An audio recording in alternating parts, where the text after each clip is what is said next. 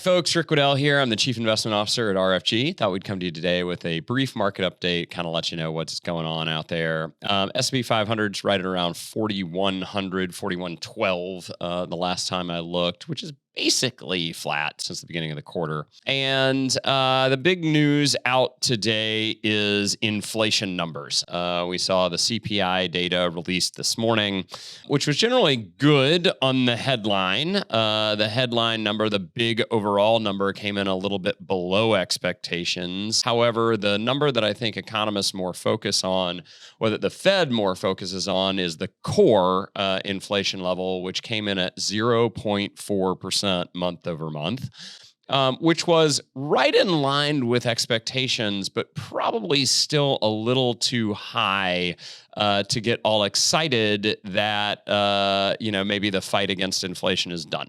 And Barkin actually came out with an interview this morning with CNBC in which he essentially said as much. If you think about a 0.4% month over month inflation rate, and we want to do some, I'll call it sloppy math, technically you have to annualize it by compounding it, but we'll ignore that. If I just multiply 0.4% by 12, you'd get 4.8%. And if I add in the effects of compounding, I'm going to get to roughly 5, which is well above the sort of 2%, 2 to 3% Fed target rate for what they would like to see inflation run at.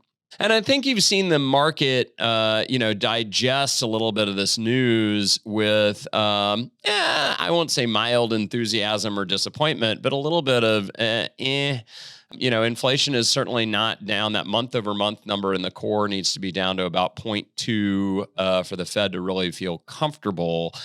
It's not there yet. We are starting to see some signs of demand destruction. We are starting to see some signs that maybe things are going to start to come around.